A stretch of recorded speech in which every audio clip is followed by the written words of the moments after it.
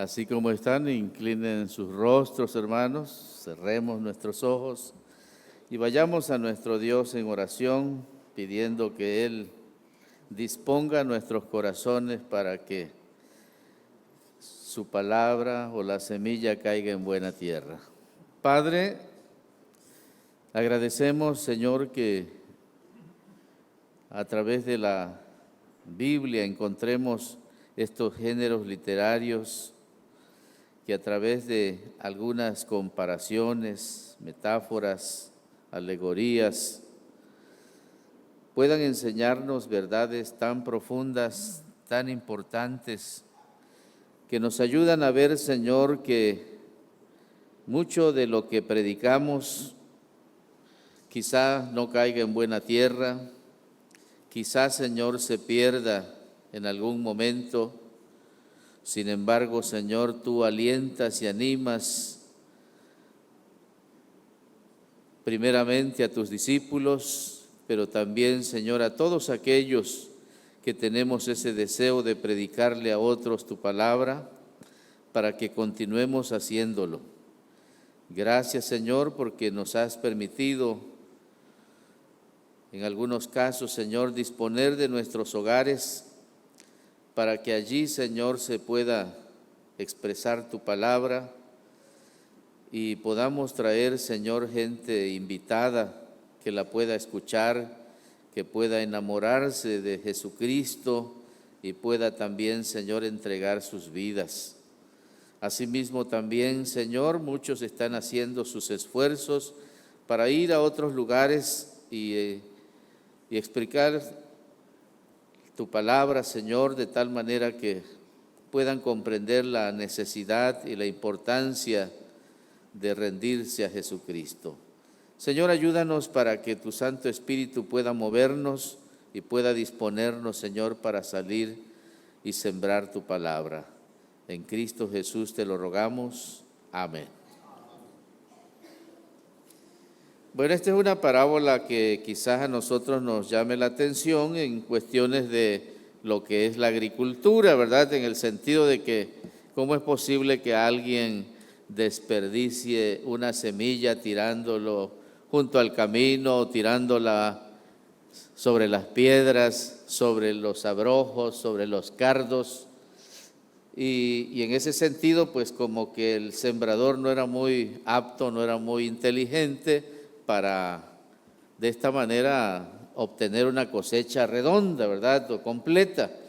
Sin embargo, lo que Jesús está explicando tiene que ver con los tiempos que se vivían en Israel, la forma en que se sembraba en estos lugares, que algunos la consideran una forma de voleo, ir tirando la semilla en el terreno que se iba a cultivar. Dicen que los israelitas no limpiaban o no araban primero el terreno, sino primero tiraban la semilla, y no importaba que hubieran caminos o trillas donde la gente pasaba, la semilla podía caer ahí en esa parte del camino, o hubiera muchos abrojos, espinos, y la semilla cayese también en ese lugar. Asimismo también los terrenos de Palestina eran lugares donde a veces la capita de tierra era muy delgada y abajo se cernía por allí una roca, ¿verdad? Y esto era constante o era pues algo que continuamente les ocurría, ¿verdad? Podían sembrar la semilla y estar arriba de una piedra y pues lógicamente las raíces no iban a salir. Pero bueno, tiraban así la semilla primero al voleo y posteriormente araban la tierra. Es decir, no importa que estuviera en el camino, al final de cuentas ahí va a pasar el arado, no importa que hubiera brojos o lo que fuera, ahí va a pasar también el arado, iban a limpiar luego la tierra y luego iban a tratar de rescatar la semilla y poderla sembrar en esos lugares. Para nosotros suena un poquito medio raro, pero en esos lugares y en esos tiempos era una forma de sembrar. Tal vez Jesús pudo haber enseñado otra forma, ¿verdad? Pero en este caso él está aludiendo a la forma en que se sembraba en Palestina. Así que era posible que alguna parte cayera junto al camino, otra cayera en pedregales, otra en abrojos, Y en este sentido, mientras no se araba, ¿verdad?, pues también podría venir cualquier animal, cualquier pájaro, cualquier situación, y estas semillas pues no dar un buen resultado. Pero lo que Jesús quiere enseñarles a sus discípulos es que en medio de las dificultades, en medio de los problemas que Él está teniendo, tal vez ustedes fueron conscientes ahora en esa lección donde dice que se juntaron fariseos y herodianos para destruir a Jesús. Es decir, la religión y la política juntos para destruir a Jesús. Y había muchos conflictos realmente por los cuales Jesús estaba atravesando. Uno lee el contexto, le llaman incluso Belcebú, es decir, que por el príncipe de los demonios echa fuera a los demonios, y realmente van a suceder muchas cosas más todavía en su ministerio. Sin embargo, el Señor dice, hay que salir a sembrar. El sembrador sale a sembrar, no importando si se ve seco el tiempo, si se ve que va a llover demasiado, es tiempo de sembrar, Él sale a sembrar, y pues algunas veces le va bien, otras veces no le va tan bien, pero el sembrador tiene que salir a sembrar y esperar la cosecha. En este pasaje, hermanos, sobre todo creo que es importante comprender pues que la semilla es la palabra de Dios, ¿verdad? Es el evangelio que nosotros tenemos que seguir predicando. Que salir a sembrar significa salir a predicar ese evangelio. Que ese evangelio tal vez lo recibimos aquí, nos llenamos de la palabra de Dios y que es necesario sacarlo. Porque si no lo sembramos en la semilla, pues puede que no resista tanto tiempo, ¿no? Y al rato ya se nos olvidó, al rato ya no nos acordamos. He visto gente que antes predicaba y predicaba muy bien, y la gente dice, no, ese yo lo conocí, vieras cómo predicaba bonito, y ahorita le pides que predique y ya no quiere predicar, ya no se anima, ya perdió la práctica o ya perdió los libros, ya se le olvidó todo, y ahorita le da un miedo tremendo pararse a predicar. Entonces, esto quizás sea aquí, ¿verdad?, o en algún otro lugar, pero pararnos a veces en un parque, en un hospital, en una cárcel y predicar el evangelio puede también llenarnos un poquito de temor, pero si lo hace una vez puede que lo pueda hacer 2 veces, y si lo hace 2 veces puede ser que pueda tomar valor para hacerlo en otra parte y regularmente. Así que es importante salir a sembrar. ¿Dónde va a caer la semilla? ¿Cómo se va a reproducir? Esa es una obra prácticamente que a Dios le toca. En este pasaje encontramos las razones por las cuales muchas veces la semilla no tiene un progreso correcto, un progreso completo y no llega a fructificar. Y fíjense que no es a veces necesario salir muy lejos a predicar. A veces aquí dentro de la iglesia, nosotros mismos, con la palabra que se nos predica, por decirlo hoy, algunos pueden decir, bueno, sí me gustó, pero es que esto y lo otro, y empezar a poner algunas justificaciones. El fin es que no voy a hacer caso. El final es que la palabra no va a dar fruto, sería un fruto inmediato, ¿no? En donde las personas de repente llegan a su casa, pues hoy me tocó el mensaje, ¿no? Es cierto, yo ando mal, yo debo de cambiar mi manera de vivir y entonces es necesario que yo haga lo que Dios dice que debo hacer. Eso sería un resultado inmediato donde la predicación nos está ayudando a cambiar nuestros malos hábitos, nuestras malas costumbres y nos invita a mejorar o a crecer en el Señor. Pero también es interesante que hay algunos que no han tomado una determinación si realmente van a seguir a Cristo o no lo van a seguir. ¿Cuáles son las razones por las que la palabra no ha entrado en su corazón? ¿Cuáles son las razones por las cuales estos corazones permanecen a lo mejor duros como una roca, a lo mejor llenos por allí de abrojos, de espinos, o a veces la raíz es demasiado corta y cualquier cosa los puede arrancar? Entonces, en este pasaje el Señor explica, ¿verdad?, lo interesante que es ver estos aspectos en la vida cristiana, en la vida que Dios nos da.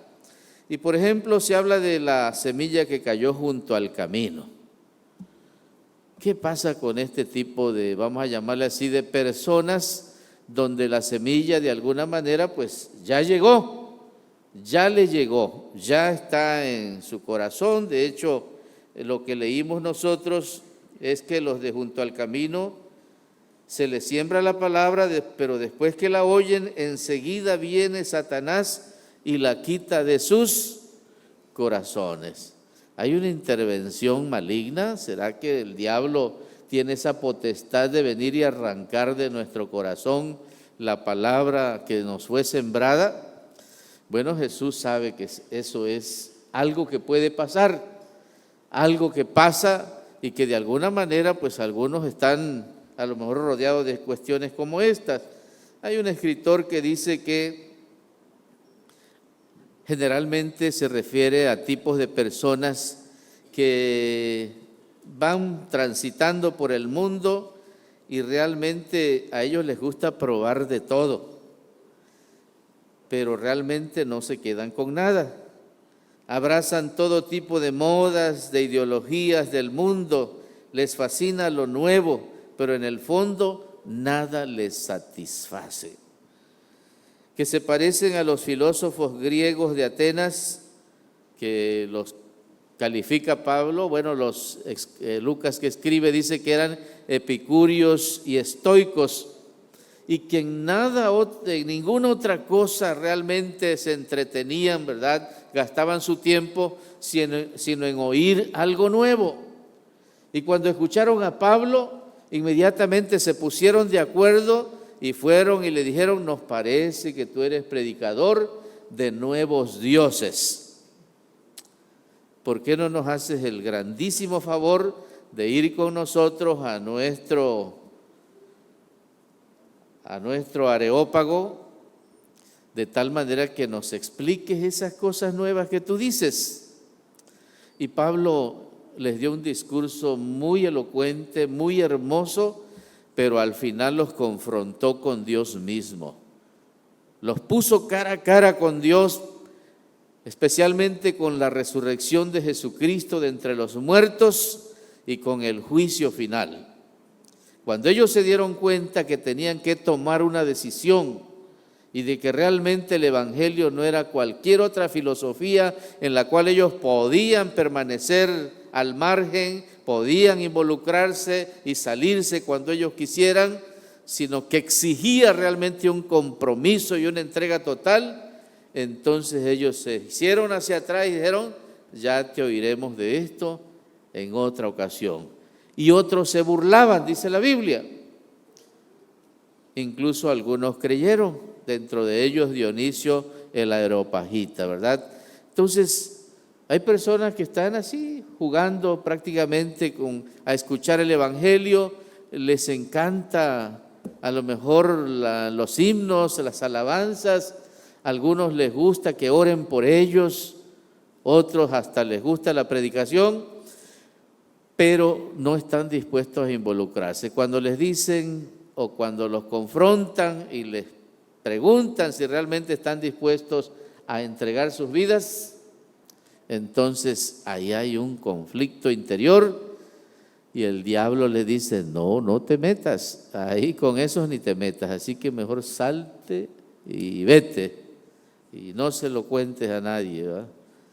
Bueno, entonces aquí esta es una cuestión que se nos invita a reflexionar, pero también dice que en estos tiempos, estos movimientos modernos, ¿verdad?, que pululan en todos lados y que están prácticamente aprovechando esa confusión que hay en la gente, pues están a la casa de algunos de estos tipos de creyentes y les ofrecen cosas nuevas, aparentemente atractivas, y entonces van de un lado a otro buscando siempre algo nuevo. Y aquí no les gustó porque aquí no hacen esto o aquello, se va para el otro lado, les gusta eso, pero no les gusta otra cosa, y por allí van siempre midiendo su terreno. Por ahí también se nos habla de la parte que cayó en pedregales. Estos nos dice también el Señor que oyen la palabra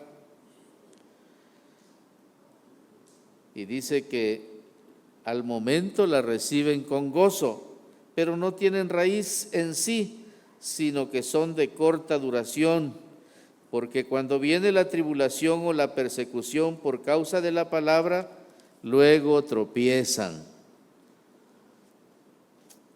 ¿Habrá personas así en la vida cristiana? Que cuando se ponen difíciles las cosas, ellos dicen, pues patita, ¿para qué las quiero, no? Mejor que digan que aquí corrió y no que aquí quedó. Entonces, habrá estos conflictos también en la iglesia.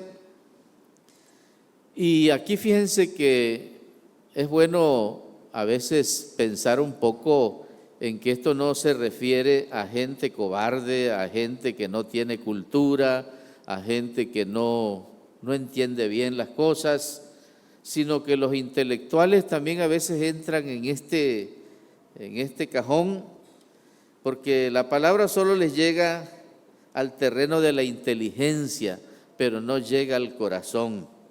Es una fe racional, intelectualizada, que nunca se traduce en acciones concretas. Una fe que no produce afectos, comprensión, ni solidaridad con los demás. Es una fe muy de acá, ¿no? Yo lo entiendo a mi manera y ya yo más o menos tengo ciertos conceptos. Y estas personas pues aceptan lo que ellos creen que es correcto. Hubo una época donde en el siglo XIX, donde un teólogo incluso llamado Rudolf Bultmann creyó que la Biblia tenía muchos mitos, y se refería a mitos la forma en que los evangelios son relatados para decirnos que es la verdad conforme ellos la veían en su tiempo, pero que esto ya no es una verdad que nosotros podamos proclamar hoy. Y entonces empezó a recortarle algunas cosas a la Biblia que le parecían que pues no deberían estar allí porque eran demasiado fantasiosas, o que los seguidores de Jesús las habían exaltado tanto que pues no convenía que realmente estuvieran allí, porque confundían al lector del siglo XIX.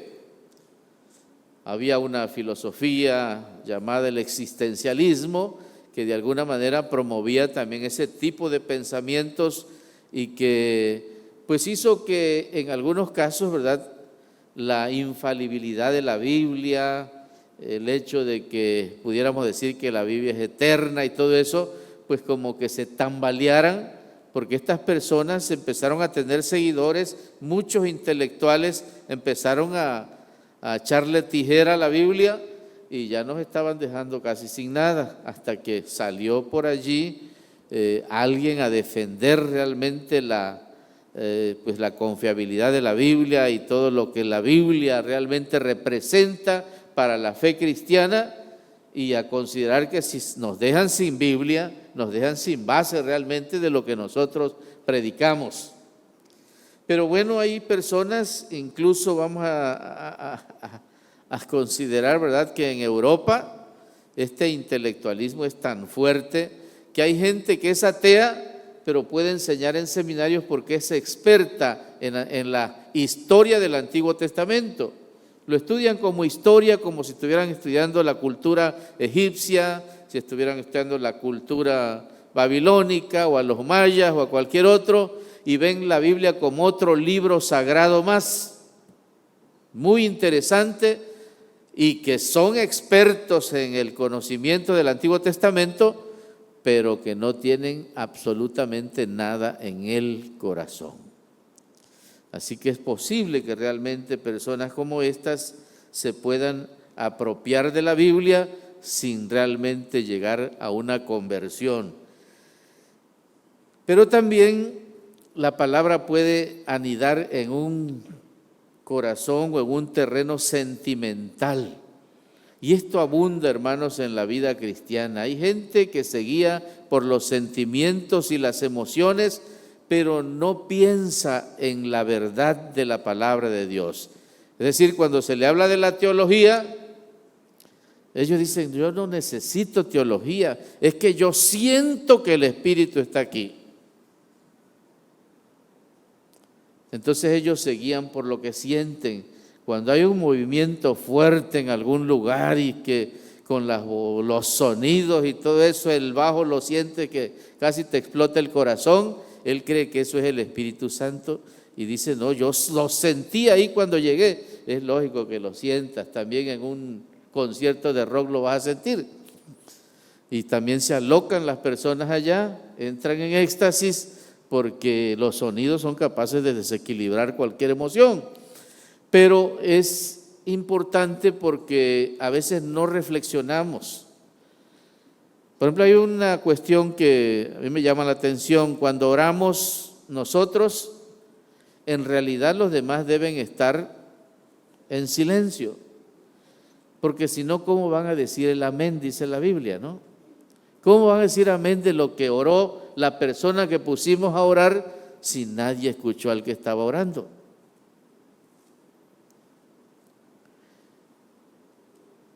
Hay otros movimientos donde todos hablan, todos gritan, todos expulsan esto y cancelan esto y uno está orando allí. Yo estuve en un movimiento donde estábamos varias denominaciones y me pusieron a orar y de repente todo el mundo hablando más fuerte que yo, ¿no? Y yo era el que me dieron a mí que yo hiciera la oración. Entonces, bueno, ¿y a quién estaré escuchando Dios si dijeron que yo los representara? Pero es interesante, nosotros nos vamos a confundir en ese mar de palabras. Yo no sé si ellos no se confunden, pero en realidad a veces todo el mundo está hablando, unos están llorando, otros están clamando, como dicen allí, ¿verdad? Pero realmente si uno piensa, dice, bueno, ¿y será que esto es correcto hacerlo así? Ya no se meten a pensar en eso. No quiero decir que eso está mal, sino quiero decir que no meditan en eso. Ya no se reflexiona.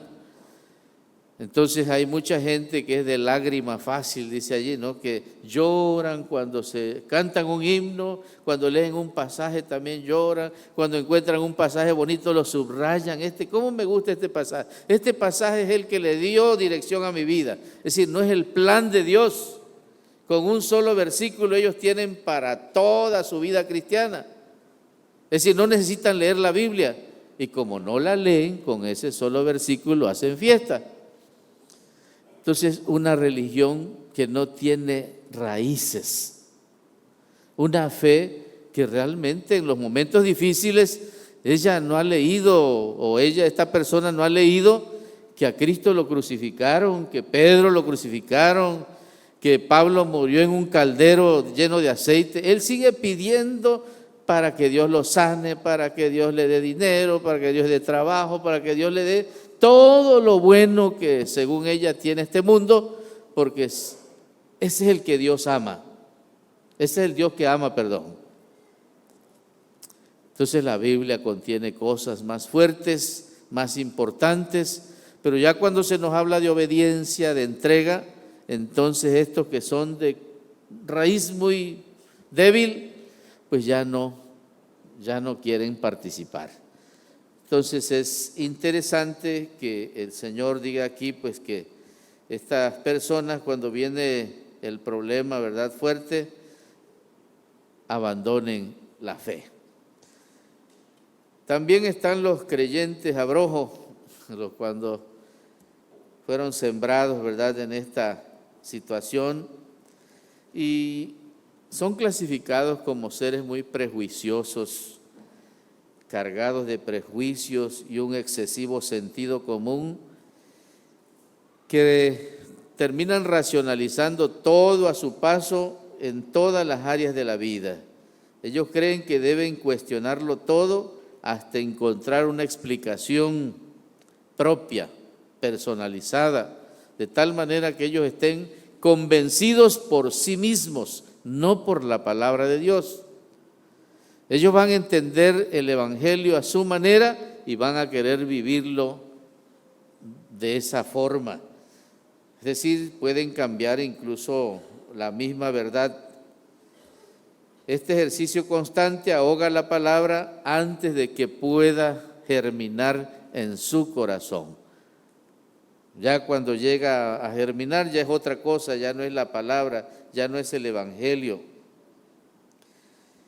Entonces es necesario que nosotros tengamos conciencia, hermanos, de que nos puede pasar también este tipo de situaciones. A menudo nosotros nos encontramos con gente que tiene su propio evangelio, su propia explicación de cómo es que se tiene que entregar. Encontramos también gente que no se adapta a lo que la iglesia a veces propone para trabajar, sino que ellos quieren poner su propio método, su propia experiencia, y de esta manera hay que trabajar. Si no es así, él no puede hacer nada porque él tiene una comprensión del evangelio, según él, ¿verdad?, mejor de la que nosotros o que toda la iglesia lo tiene. Entonces, en este sentido, no es que no se pueda estar equivocado como iglesia a veces en lo que proponemos que se tiene que hacer, no es que tampoco pueda alguien tener un consejo, una palabra para cambiar algunas cosas que a lo mejor deben cambiar, y cuando alguien viene, oye, si aquí cambiaran esto, pues sería mucho mejor. Pero pues a veces también nosotros nos vamos a resistir como grupo a que venga alguien y nos diga que tenemos que cambiar esto o aquello, y decimos, bueno, ¿cómo lo van a cambiar si así lo hemos hecho siempre, no? Entonces, pero generalmente se refiere a personas que prácticamente no lo podemos tener contento con nada. Y cada vez que le ofrecemos algo, él dice, no, es que así a mí no me gusta, la verdad. Yo mejor trabajo solo. O si lo hacen a como lo hacíamos allá cuando mi abuelo era el pastor, pues entonces así sí, pero mientras yo no puedo acompañarles, no voy a participar. Entonces hay situaciones así donde pues realmente la palabra tiene demasiadas barreras, demasiados estorbos y no puede llegar libre a nuestro corazón, no puede llegar la palabra total y completa del Señor a nuestra vida, porque pues estamos llenos de muchas cosas que impiden que esto realmente germine. Entonces, debemos comprender la importancia y la magnitud. El último es el buen terreno, ¿verdad?, donde pues llega, germina correctamente, produce frutos correctamente en gran medida, y tenemos que mirar que esto tiene que ver también con el efecto de la palabra del Señor, con la venida del Espíritu Santo y con muchas cosas más que van a ser parte fundamental de la vida de los apóstoles. Estos apóstoles tenían conflictos fuertes, tremendos, eran terrenos también muy complicados. Jesús sigue trabajando con ellos y creo que es importante entender que Dios está trabajando con nosotros. Algunos tenemos un poco de abrojo o mucho abrojo y Dios lo está limpiando, lo está quitando. Algunos a lo mejor, ¿verdad?, tenemos una roca muy fuerte por allí como corazón y no es tan fácil que el evangelio entre a menos que Dios parte esa roca y entonces pueda haber un terreno propio, fértil para la palabra del Señor. Eso Dios lo puede hacer, eso Dios se encarga de hacerlo. Y tenemos que abandonar quizás el orgullo de los prejuicios, de de lo intelectual, de muchas cosas más también. A veces estamos orgullosos hasta de nuestra ignorancia y no queremos aprender nada, ¿verdad? Nos ofrecen estudios, nos ofrecen maneras de prepararnos y nosotros estamos ausentes de seguir trabajando en nuestra vida para que Dios pues nos enseñe más y crezcamos más y el proceso de santificación continúe. Entonces Jesús, que está hablando con sus discípulos, les enseña que estos terrenos son propios de la gente a la que le van a predicar. No siempre van a encontrar disponible el terreno para que la palabra de Dios fructifique, pero ahí tienen que salir a sembrar. Tenemos que reconocer que dentro de nuestros vecinos, nuestros amigos y toda la gente que conocemos y que quisiéramos que escucharan el Evangelio, hay mucha gente que está cargado de estos elementos y posiblemente se burlen de lo que nosotros les predicamos. Aún así, hay que sembrar. Porque a final de cuentas, quien hace la obra es Dios. Nosotros nos toca salir a sembrar. Y en ese sentido, los discípulos tenían que entender eso. Ellos no podían pensar que las cosas iban a poner mejor que Jerusalén. Ellos iban a ir a otros lugares y que los terrenos iban a ser muy fértiles para la palabra de Dios. Eso solo Dios lo podría hacer, pero ellos podían encontrar muchos conflictos, muchos sufrimientos y de hecho los encontraron. De hecho no hubo un solo apóstol, a menos Juan, que dicen que el único que murió anciano, pero fue prácticamente, ¿verdad?, llevado, deportado a la isla de Patmos y allá vivió un buen tiempo donde compuso el Apocalipsis. Es decir, no es que la llevara tan fácil, pero fue el único que llegó a una edad avanzada. De los demás, todos sacrificaron sus vidas por predicar el Evangelio, por salir a sembrar. Así que todos, hermanos, somos animados y fortalecidos con la palabra del Señor para seguir predicando. El Ministerio de Educación por allí ha enviado audios para que escuchemos la palabra de Dios, para que tengamos en alta estima ese gran esfuerzo que están haciendo algunos hermanos de grabar los pasajes bíblicos y ya no de ir a abrir la Biblia. A lo mejor nos están facilitando demasiado, pero es bueno escuchar. De hecho, las Biblias que también están en el internet allí, ¿verdad?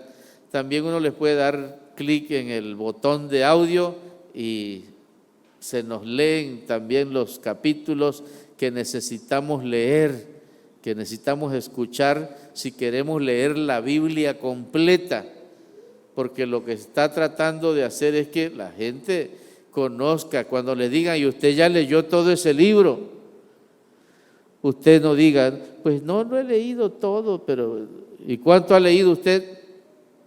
Pues la verdad es que yo nada más leo los salmos, pero yo le predico que este libro es la palabra de Dios. Eso no es, ¿verdad? Eso no es predicar. Usted no puede predicar con autoridad si realmente no ha leído ese libro completo, de tal manera que pueda decir, ¿verdad? Este libro es parte de mi vida, este libro es parte de mi corazón, esta es la semilla que yo voy a sembrar, porque esta es la palabra bendita de Dios. Así que, hermanos, hay que salir a sembrar. Que Dios nos bendiga.